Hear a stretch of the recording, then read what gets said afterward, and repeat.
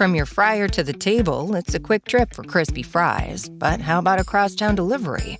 McCain SureCrisp fries are designed to go from fryer to container to carrier to passenger seat across town during rush hour down a shortcut that wasn't all that short to a doorstep before they hit the table.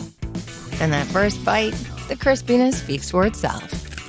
To the last bite, McCain SureCrisp fries. Go the distance. See how far our fries can take your business at surecrisp.com/delivery. Hi, and welcome to Menu Talk with Pat and Bret. I am your co-host, Bret Thorn, Senior Food and Beverage Editor of Nation's Restaurant News and Restaurant Hospitality. And I'm Pat Cobe, Senior Menu Editor at Restaurant Business. How you doing, Pat? I'm doing well, Bret. Nice to see you. Nice to see you, too. As you can see, I still am in an unadorned apartment. I'll get on that at some point because this blank wall it's bleak. It's a little sad. Well, it looks good with your chair. Yeah, the chair is new, and it was new when I moved to my apartment, and I've only been here like 6 weeks. And I actually assembled this chair by myself. I was very proud because I don't think of myself as particularly handy, but it came with an Allen wrench and instructions, and I did it. And it hasn't fallen down yet, so far so good. And what have you been up to this week, Pat? Well, I tried Dan Kluger's new restaurant, Greywind, this week on Monday night, which is usually a slow night, but it was very crowded there. It's right on the edge of Hudson Yards, which is way west in Manhattan.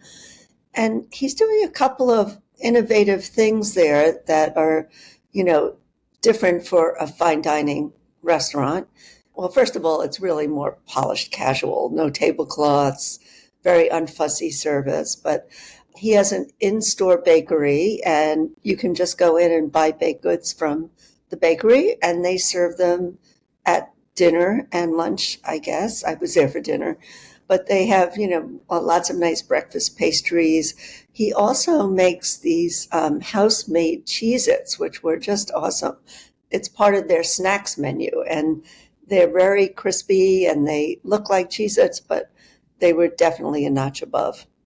Well, those are cool things. Obviously, you want to maximize your space, so why not let people have their grab-and-go pastries, which you're going to make anyway? So that's smart. And obviously, Cheez-Its are having their moment with Taco Bell just having rolled out some Cheez-Its items, although they're not traditional Cheez-Its because I think they're 16 times the size of the normal Cheez-It. So giant Cheez-Its. Well, these were a little bigger than the normal ones. I would say they were 4 times the size, but they were very tasty. And the other cool thing he's doing there is he has a chef's counter, which you can reserve as a private event space. Also has a table behind it.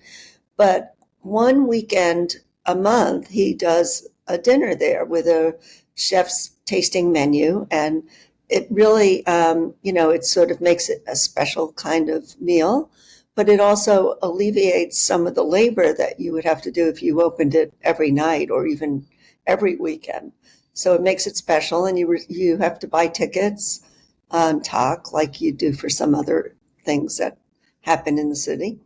So that was really interesting. I didn't get to try that, but it seems like he's using one space for several different platforms, which is really smart because real estate is very expensive in Manhattan. For sure. And I like treating a fine dining menu like you would treat theater. You buy your tickets in advance, and if you don't show up, too bad for you. You already bought the tickets. And it creates scarcity because he's only doing it once a month. And then the chef doesn't have to be completely committed all the time to doing like a fancy tasting menu. He can take his time and do it as like a performance art project once a month. Right, definitely. Speaking of theater, he also has a pre-theater 2-course dinner because Hudson Yards does have a theater. So I guess people, are looking for something between 5 and 6:30 that they can have before the theater. So he has a lot of different things going on in one space, which I thought was pretty cool. That's smart. Yeah, and that's the Hudson Yards has the Shed, and it's not too far from the theater district. I mean, it's about 3 avenue blocks, but True. if you want to have a nice, I don't know, 15, 20-minute digestive walk before the theater, or, take a quick taxi or ride share, you can do that. And I imagine it's doing well. And so is this one of those incredibly expensive restaurants that we were discussing in New York City last week? No, there were actually entrees that were below $40. There were a couple above $40 as well. But the menu seemed to be a little more reasonable than some of the ones I've seen recently that were helmed by chefs, well-known chefs. Because Dan Kluger has been around with some very successful restaurants. And yeah, he came up under Jean-Georges Vongerichten, I believe, and worked for him for. Yeah, so it was more reasonable. And Hudson Yards now has like a very large office population too. There are a lot of people working there. So they have an outdoor cafe. People were coming just for drinks. So it's definitely worth checking out. So people are getting back into the office at Hudson Yards. That's good. Yeah, definitely. I went to the opening of Hudson Yards a few years before the pandemic, and I wondered why I went to the opening, because it was a shopping mall. It is a shopping mall. And yeah, definitely. Wondered why I went to the opening of a shopping mall, which isn't really my thing. But I did end up going to a couple of private parties during, at some of the restaurants on opening night. That was fun. There are plenty of good restaurants there, that's for sure. Yeah, definitely. So what have you been up to this week? Well, I had lunch. I had a long lunch yesterday at Benjamin Steakhouse, one of the many, many steakhouses in Midtown Manhattan. A friend of mine who is a wine merchant organized a lunch for a couple of his clients and, wine buyers, and I was there as media. So we had lunch at Benjamin Steakhouse, and we had the meal in a way that they say millennials and younger people enjoy a steakhouse experience, which is to say you don't order your own meal. You order a couple of different steaks, and then you cut them up, and everybody shares them. So we had a big porterhouse and a tomahawk steak for, I think, 8 of us. And, sides. We had the obligatory bacon, thick, fat bacon appetizer and asparagus and fries and onion rings. But it was that sort of shared thing that allows guests to, I think, manage how much they're spending, and also they get to try a bunch of things. And for years, that's been the way that millennials and younger have been enjoying steakhouses. What was quite interesting is one of the wine distributors was selling port. And so we started off the meal with a white port and tonic, which is apparently a fashionable aperitif in Europe, around the Mediterranean, and it was good. I'm not a huge tonic guy, but I liked the way the white port balanced it out. Right. I actually had that in Portugal several years ago, but they call it a Porto Tonico there. Well, that would make probably sense. pronouncing it incorrectly. But I think I drank one every day while I was in Portugal, because that was kind of the thing to do, and it was really quite tasty. Yeah, they're refreshing. Yeah. But we also then obviously drank the port with the steak, which is not a traditional pairing, obviously. Port is usually had with dessert or cheese, and it went really, really well with the steak. And so that seems like a kind of a smart way to add an incremental sale. Like, people at steakhouses are going to drink the wine anyway. They're going to order a bottle or 8 of wine. But why not, say, by the way, with the steak, you might also enjoy a glass of port. It's a nice little upsell, and also enhances the overall experience. For sure. Yeah. It was a 3-hour lunch, so I was in the office late finishing stuff and sobering up after drinking. Well, I'm glad to see those are back, because they kind of went away for a while, but it is hard to do your work and go to a 3-hour lunch with port. Yeah, for sure. And 20 years ago, I think our jobs were easier, and it was easier for me to, slip out for a 3-hour lunch every once in a while. It's a lot harder now, but managed to finish all my work, and I even went to the gym on the way home. And are we ready to talk about our guest for this week? Sure. So Our guest who I interviewed is Nia Grace, who is a Boston restaurateur who has 4 restaurants. The first is Darryl's Corner Bar and Kitchen, which is on the south end, formerly North Roxbury, but I guess they've changed the zoning because, well, to improve the desirability, because Roxbury has a traditionally not great reputation. Right. They call it South Boston now. Yes, exactly. And that's cool. And it's a traditional old soul food restaurant that has been around since 1957.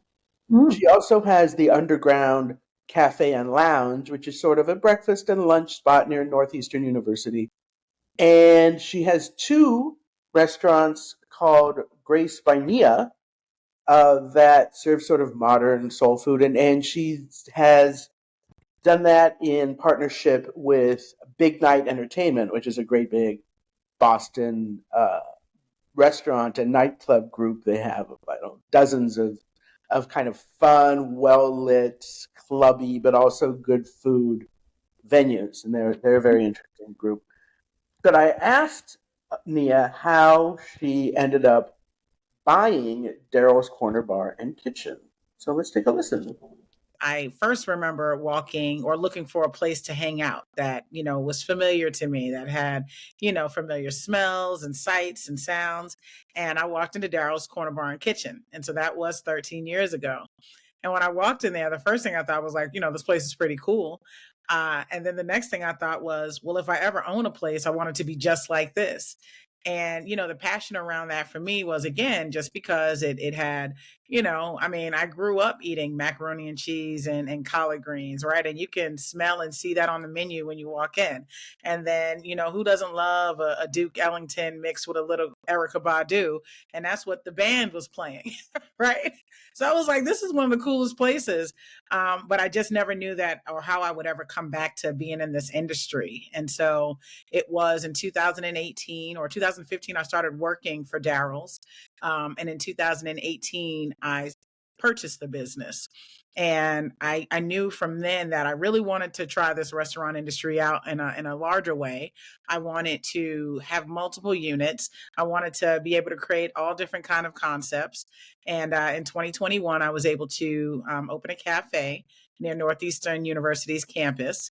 And in 2023, with my partners, Big Night Entertainment Group, I was able to make Grace by Nia, a supper club, a big reality. So that's a nice story. Yeah, very nice. I mean, it sounds like she opened right in the middle of the pandemic. So it's great that she is, so successful and expanding. Yeah, and she started working there actually as their social media marketing manager, which is not the traditional, you'd think she'd come in and start, waiting tables or washing dishes or whatever. But right. She came in from a marketing perspective. And so then I asked her about this Grace by Nia, which has 2 locations. The second one just opened last month in Foxwoods. It's rooted in Southern and soulful cooking. And then I'm able to really get experimental with what we're able to offer. And so I love using familiar ingredients in a pretty unfamiliar way. Like some of my best pastime is, in fact, cooking for my family and giving them something new. I've got a lot of traditionalists, right? They've been doing it for years and decades the same way. So getting them to try new things and them actually loving it is something that I love to do.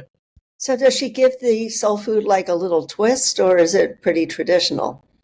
She gives it a twist. In fact, I asked her the same question. And here she is describing the food. Traditionally, you may cook collard greens with some kind of pork seasoning. We do use smoked turkey. When you see the newer menu for Grace by Nia debuting at Foxwoods, I really wanted to play with the whole heirloom green concept of using, collards, and we've got some cabbage in there, as well as like the rhubarb stems. And so I wanted to play with that and pickle it, right? And just do a little something different with your greens. We have this wonderful fried green tomato dish, but I love a great caprese salad, and I wanted to kind of mix the two things. So you've got our fried green tomatoes with, kind of melted mozzarella and pickled red onions. And so kind of turning that up a little bit as well. Love a good traditional Mediterranean style hummus. I wanted to change the bean that we use. And so I'm using black eyed peas, right? And so getting a little chili oil spice in there and kind of taking it up a notch. And so I just really, continue to look at the dishes that I grew up on and say, hey, how can I put a little twist on it to, one, make it a fan favorite of someone new who may not have been familiar with the culture and the food, as well as those who are familiar are like, okay, I guess this is another way I can have my sweet potato or something like that. Sounds very inventive. I think people are really playing around a lot with hummus lately. Even at Greywind, I had carrot hummus for the first time, so that was interesting. So was it made with chickpeas and then carrots mixed into it, or? Well, it was orange, and it tasted like both. So I guess it had a little, the texture was more like chickpeas, but it was definitely bright orange. But it sounds like a great restaurant. Grace by Nia. It sounds really interesting. Yeah, I want to check it out. I haven't managed to do that yet. And I was curious about how she got hooked up with Big Night Entertainment, and so she talks about how she met the founder, Ed Kane. Ed and I met sometime a couple of years ago, and we really just kind of hit it off. We realized that different age groups, and even growing up on different sides and neighborhoods of Boston, that we shared a common story of our foundation and where we came from and how we kind of, ended back up in this industry, really loving it, but, personally thinking that we had our lives with a different kind of trajectory before us. And so really enjoy people and entertaining. And what you'd find out about both of us is that, we're semi-introverted and, but we do this because we really love to see the reaction from, folks, right? And so we had a chance to meet, and he really loved my concept, and I really admired his concepts. And, we just thought that, hey, well, we would love to do something like this, and you've got the expertise and you've got, the kind of years behind you and growth strategy, we should maybe collaborate. And so that's what we did. And, I would say that, the first project, it took a little bit longer than we expected, but it just came together so beautifully, and like we're new time partners. But we just really have a common vision, which is the easiest thing right now. And so this is number 2, and we hope to see, another dozen. It sounds like she's on a roll there. Yeah. And I was curious how she ended up getting Darryl's, her first restaurant, because, financing your first restaurant is not an easy thing. No. And she still has that one, correct? So does, yes. I will say that my time at Darryl's, I was able to see that this business isn't as far out of reach for someone who desires to be in it on the ownership side. And it was something that for me had seemed like something that I would maybe never be able to attain. And so I will say that my dreams of owning a restaurant started, at least 10 years before, going to Darryl's and working there. I just thought that I just would never be able to achieve it due to capital reasons or due to social networking reasons or, whatever else like licensing. And so when I was able to see the business very intimately for 2 years, I was like, I think I can do this, right? At this point, it took 10 years for me to believe I could actually do it. And then it took another year for me to just make it happen after that conviction of getting it done. And so what was a great privilege is that between 2015 and 17, I had worked with a lot of the staff, some who had been there with a great tenure. I had hired a lot of the team. I had was able to create new systems and help the business grow, as well as remain consistent and also help its brand identity. So I did that while I was working there. So when it was time to come back into ownership, it was great to be able to retain 96% of the team members. It was great to be able to come with a lot of great favor and excitement for someone new to take over the business. Darryl had purchased the business in 1990, so 28 years at his stewardship was amazing. So I had old school customers and new customers who were just like, thank you for continuing the legacy. And I think that that's what it also took too. How did that come about in terms of taking it over? Darryl held the business for 28 years, and he really wanted to make sure that the legacy was going to go into good hands, right? Because it was a very important business for the community. So how did she get financing, though? That is such a good question, Pat. And in fact, I asked her the same thing. When I had the deal and the option to purchase the business, I went to Google and I said, hey, how do you buy a restaurant with no money? Like, this is a true story, right? And more so what it turned up to me was creative ways to fundraise for capital and resources that I should look into. And so, I had to get outside of myself and look at my family and say, this is my dream. Would you help me with some friends and family financing? I had to look at creative programs maybe offered through the city of Boston. There were some non-traditional program sources like LISC, Local Initiative Support Coalition. And then, banks that were really trying to let folks know that we are about business, we are about small business, we are about banking for good. And I speak of Eastern Bank when I say that specifically. And so it was a myriad of everything, as well as personal savings that said, I've got to cross the finish line. I got to make this happen. Nia had been cooking since she was 10 years old, like a lot of people do, although she has no culinary degree. In fact, when she was in college, she wanted to be a lawyer. She studied criminology as well as African American studies. So I asked her about that. And I was going to law school. I was going to work in criminal defense. It was very personal to me, both for my family and my peers growing up, that they had representation that cared about them and cared about their legacy past, maybe the mistakes that they've made. And I wanted to stand on that side of helping, again, folks like me and just in general, or folks like the folks that I knew do something different.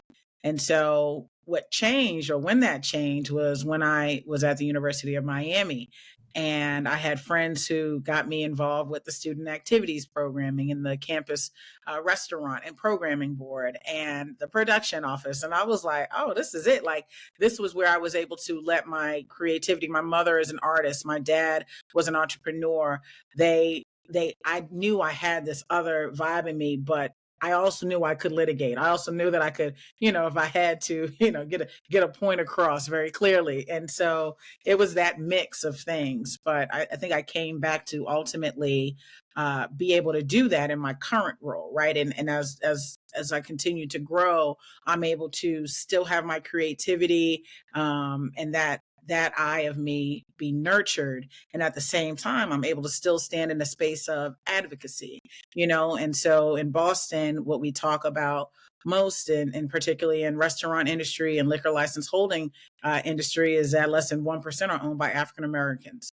And so when I sit there and I lend my voice or, talk about those issues, because I was one of those people who felt like it was unattainable at some point. And now I can come from a place of, not only is it attainable, I can, help you on that end, but I'm also going to continue to fight for my equity in terms of licensing, regulation and distribution and how we make our neighborhoods vibrant, because that matters. So that's an important lesson. Dreams can come true. You just got to Google how. Well, I think she also is very well equipped in several areas. There's no harm in having a law degree when you own a restaurant. That's for sure. You can really figure out how to do things a lot faster without hiring someone. So, yeah, I've met a number of restaurant operators with law backgrounds, and that it helps. There's a lot of legal stuff when you run a restaurant. Definitely. One of the many, many reasons that I don't own a restaurant. It's hard. I don't know why people do it. I'm really, really glad they do, but because I love restaurants. But when I went to culinary school, I thought maybe I wanted to be a chef, and then I realized no, not. not in my destiny. Well, there are so many other ways you can express your culinary dreams. So that's good, like you and I are doing. Yes. And I'm cooking at home a lot, as we've discussed. I'm experimenting with the new Eastern European ingredients in my neighborhood that are fun. And I'll talk about more of that in another episode of Menu Talk. But I think we're good for now, right? I think we are, yeah. So thanks for listening, everybody. You can reach out and contact us if you want to. We're easy to find. Just Google us like Nia Grace does to find out things. Thanks, everybody, for tuning in.